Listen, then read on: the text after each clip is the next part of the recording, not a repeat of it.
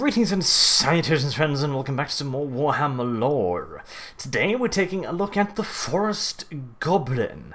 Now, the Forest Goblin is not a separate species, kind of like the Night Goblin is to the normal goblins, even though Night Goblins also are just goblins, but they have evolved in quite a different way in the fact that they're, hypersensitive to light and stuff like that. The Forest Goblins are not quite as different from their normal goblin kin. They're, well, to put it bluntly, they're goblins that wandered off into the forest and got fucking lost, and since they were either too stupid or too lazy to leave, they decided to form various tribes inside of the forest, thereby creating, well, forest goblins. Now, I'll grant you, they did have, originally at least, a good reason to wander off into the forest, as this happened during the so-called Time of Woe, as the dwarves call it, when everything was fucking exploding, which, it's probably good to leave the mountains at that point, seeing as they're shaking and spewing fire into the air and stuff, so they wandered out of their previous habitats and into the heartlands of the old world, which, at this point, was, well, covered in forests. Therefore, it's easy to get lost in them when there's literally nothing but fucking forests, and while quite a few of the orc tribes eventually left the forests, but many of these newly formed goblin tribes did indeed stay behind, whether this is because they simply got really fond of all of the greenery, or because they got kinda sick of the orcs bossing them around, is hard to tell, but nevertheless we now have tribes of forest goblins. And before you ask, yes, there's pretty much only forest goblins, there are no forest orcs. There are savage orcs, however, which will probably get a video all of their own at some point in the, well, not too distant future, as in the next 7 to 8 years. But that's besides the point. The forest goblins are a fairly unique little bunch of people, because they don't just worship the orc deities of Gork and Mork. They also worship spiders, or, well, that's somewhat misleading. You see, the forest goblins do not worship all spiders. They only worship the spiders that are big enough to eat them en masse. So, a spider the size of a, horse isn't necessarily worthy of worship. One the size of a fucking townhouse, however, well, you have an option. You can pray to it, or it can eat you and your family, so, it's a fairly simple choice in all due honesty.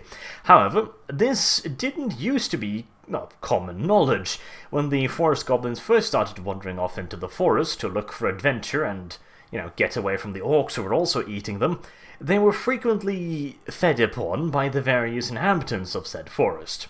Now, granted, a goblin is a fairly small and weak creature, however, the forests of the Warhammer world are frequently inhabited by very large and angry creatures, so the simple fact that the forest goblins were capable of using, tools and weapons was definitively no guarantee that the local fauna didn't put them on their menu, and in the case of the Arachnarok spider, which is, again, literally the size of a fucking townhouse, yeah, it's gonna require a hell of a lot of goblins to even attempt to take that bastard on, and in fact, in general, the goblins kinda just gave up trying.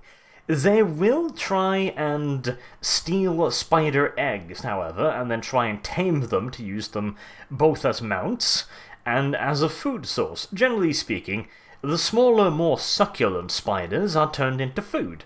The slightly larger and therefore less delicious spiders are kept as pets and occasionally used in combats where they're driven en masse towards the enemy, and the proper large ones that are bigger than a goblin, assuming it does not eat the goblin will use it as a war mount. Generally speaking, it's quite important to keep this thing fed, however, as it has no compunctions against nomming on its rider should the urge arise. Arachnarok spiders, however, like I mentioned, is a completely different beast, and this is where the spider-worshipping semi-religion of the forest goblins really got started. You see, for some reason, the Arachnarok spiders have massive egos. And so, when the forest goblins started planting little totems looking like spiders around their base, which in spider language essentially means, please don't fucking eat me, and I'll give you some food occasionally, the massive Arachnarok spiders went, okay, yeah, right, I will not destroy this village, I'll check back in a couple of days and see if they put out some food for me. If they did, then the arachnorc spider would be happy, and would wander off into the forest without eating all of the goblins. Of course, if there wasn't any food ready, then it would be less happy and would take its frustration out on the nearby goblin society. However, there is also a third option. If a village has been laying out food for the giant monster spider for long enough, and it's gotten rather fond of the silly little green creatures that keep feeding it, it might even be willing to carry some of them on its back, and it will only occasionally eat some of them. Which, while that might not sound like much, it is a fairly massive step up from eating the entire fucking village's worth of goblins. And as you can probably imagine, living next to such a massive and particularly hungry creature has, over the years of continued appeasement, made the forest goblins quite fond of their massive spiderish overlords, or at the very least quite fond of the ones that have decided to not eat them, and have created a religious cult based around the worship of spiders by the name of the Spider Cult. And while all spiders are quote-unquote holy, this is a goblin's meaning of the word holy, which means they'll happily eat them and use them as pack horses if, they can get away with it, but they do tend to be a little bit more civil around the massive-ass spiders that could literally wipe them off the face of the fucking planet. A fairly wise strategy, in my honest opinion. And just like any self-respecting religion, the spider cult needs priests. In this case, spider shamans. Spider shamans are pretty much what you would expect out of a goblin holy man, in that he is crazier than a bag full of horny ferrets. And just about equally chaotic. They have a wonderfully charming little ritual where they take a small yet remarkably poisonous spider, shove it inside of their mouths so that they will numb on their tongue, thereby naturally poisoning the goblin quite severely, which leads him to all manners of wonderful revelations of a semi-magical nature. Unless, of course, it, kills him, in which case it leads to somewhat more mundane revelations like, is there an afterlife? And Age of Shitma says, no, it's just space marines, so no real hope there for a poor little goblin. But assuming that it does not lead him to the age of Sigmarines, the forest goblin shaman will be given all manners of wonderful revelations about the future, love, life, and the existence of even bigger fucking spiders that might be coming this very moment to eat him and all of his family. And this, well, for the forest goblins at least, is valuable information, as it will teach them how to avoid getting nommed by massive monsters, and or whether or not these massive monsters would be willing to trade with them in return for more goblin sacrifices for, food purposes. However, it does also occasionally give the goblin shamans proper glimpse of the actual future, beyond, massive wandering monstrous spiders, as in actual useful battlefield intelligence, for example. This is exceedingly fucking rare, and could perhaps be explained as much by good old-fashioned coincidence as any, intervention by the glorious divine spider in the sky, but as far as the goblins are concerned, this shit works, so don't you fucking argue with them. As for the goblins themselves, though, despite their whole, spider fetish, they are in most cases normal goblins, which means they're somewhat more dexterous than orcs and are capable of building little bit, at least, more complicated structures than your average orc and goblins tribe. In most cases, they will establish semi-permanent bases with wooden structures up in the trees, or they will travel around in tents. Their villages can be quite complex by greenskin standards, but in an environment where massive spiders are roaming around, and the massive spiders being just one of multiple predators that are more than able to eat vast quantities of goblins in one sitting, it does pay to have a somewhat nomadic society capable of, rooting up and getting the fuck out of Dodge at relatively short notice, especially as their technological level is not particularly good. They don't have access to much in the way of metal ore, and having been isolated from other goblins for a very long time, their metal forging skills, never particularly good to begin with, have certainly not improved over a couple centuries of isolation in the fucking forest, so most of their weapons and tools tend to be rather primitive. clubs, spears, hammers made out of stones, flint, bone, wood, and that kind of stuff in general, although they do occasionally get hold of, more metallic products, either by stealing them from nearby people, other tribes, or, well, anyone else that they can rob or eat/kill, of course. And occasionally they do trade with other orcs and goblins tribes, and in fact, they are not completely against the idea of following around larger warbands in return for a little bit of metal here and there, and, as long as they leave them alone. Forest goblins are not overly fond of orcs, since they do tend to be rather mean to them, and while the giant spider will make a very, very good war mount, and, well, you can't fucking defeat it anyway, so your best bet is probably to appease it, a orc, well, you can try and ride him, but he's probably not going to be very cooperative, and unlike a townhouse-sized fucking spider, the orc you can kill.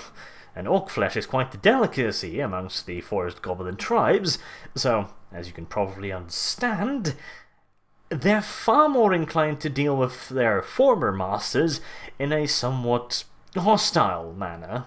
But again, they will fairly happily follow around larger warbands, partially because otherwise the warband might act like the spiders and try and kill the goblins, which of course is not ideal from their point of view, and secondly, they might get a hold of all kinds of metal weapons, and even if the orc tribe in question presents them with a very simple choice, join us or we smash yous, they might still be able to steal weapons on the battlefield, even if they're not getting paid any, tribute for their services. A nice big fat battlefield full of dead orcs and dead whatever they were fucking fighting presents many, many opportunities for an entrepreneuring goblin to improve his gear. And as far as the orc warband is concerned, the forest goblins can be quite useful. Their spider riders are damn nice light cavalry. The normal goblins themselves on foot, well, they're goblins, as such they're cannon fodder/emergency rations, and if they manage to bring along an arachnarok spider, well, that is mighty useful indeed. In fact, they're so useful that most orcs are even willing to overlook the fact that forest goblins will steal absolutely everything that is not nailed down, and while that holds true for normal goblins as well, a normal goblin can simply just be visited by whichever orc he stole shit from, and then the orc will eat, or, if he's feeling merciful, simply just beat the little goblin into a pulp and take back whatever he has stolen. With forest goblins, this is considerably more complicated, as forest goblins will usually be surrounded by lots of other forest goblins. And as I mentioned, one forest goblin might back down to an orc simply because, well, he might not like him, but he doesn't want to get eaten either. 20 forest goblins, however, they will not see the orc as a big bad bully come to take back what they rightfully stole. They will see him as a donation to their larder. But these minor inconveniences are usually overlooked by entrepreneuring warbands. Like, sure, the forest goblins are going to steal lots of shit, and they might eat some orcs here and there, and they're probably gonna make a fairly large dent on the goblin population, especially if they bring an arachnarok spider. It's going to make, well, literally an arachnarok spider-sized dent in the goblin population, and possibly it will nab the occasional orc for a little bit of a variety in its diet, but these are very much so affordable casualties, and as I mentioned, they do make excellent light cavalry, and they just so happen to be fucking spiders, which makes them quite useful in siege scenarios where the little buggers can simply just climb straight up the goddamn walls and, well, at the very least attempt to nom whatever is on top of said walls. Wonderful creatures for surprise night attacks against lightly defended garrisons, as, after all, they're still just goblins. They might be riding giant spiders, but against a fully armoured and, not scared shitless state trooper of the Empire, they're gonna struggle in taking him down. However, they do have a slight psychological advantage in that it is a massive cocking spider with a goblin on its back, which, it could, by some people, be considered to be ever so slightly frightening. And God Emperor help you if you're arachnophobic. And not enough with that, if you order your Forest Goblin Spiders Riders today to join your glorious warband, you will get the batshit insane Forest Goblin Shaman for no extra cost. And you remember that charming little ritual where he shoves a very venomous spider into his mouth and lets it numb on his tongue? Well, it just so happens that an even nuttier goblin high on spider venom is even better at using magic than a goblin not high on spider venom, which makes them very, very competent shamans. Well, competent shamans. It makes them very powerful shamans. Surprisingly enough, getting stoned out of this fucking earth on spider venom does tend to make controlling the winds of magic a wee bit more challenging than usual when there is a small group of pink elephants flying around the goblin shaman's head singing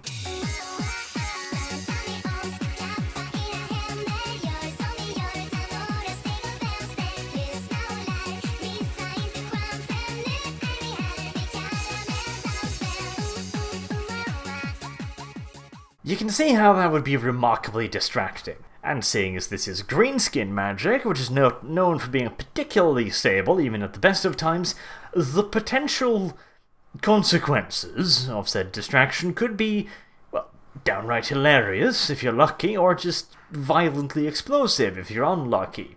Best case scenario, the Goblin Shaman turns himself into a mushroom and doesn't disturb anyone ever again, or he might turn himself into a squig and quite violently disturb whoever was next to him at the time, or he might just simply explode, which, getting showered with goblin intestines is no one's idea of a good day out. All in all, the Forest Goblins are a worthy addition to practically any orc warband and certainly have their uses, both as light cavalry, as wonderful siege troops. Occasionally they'll get up a spell or two as well before exploding, which most orc warbosses will consider a sheer bonus, and of course they might bring with them a massive ass spider, which is also considered a fairly large bonus by most orc warbosses. So there you have it, folks, the Forest Goblins. Not quite the same as all other goblins, though they're still equally vicious, cruel, and assholey, but they do possess all manners of fancy feather-adorned hairdresses, and ride massive spiders, which is definitely enough in my book to make them somewhat unique, to say the least. I have been Arch, thank you very much for listening, and I do hope to see you soon. Have a good day.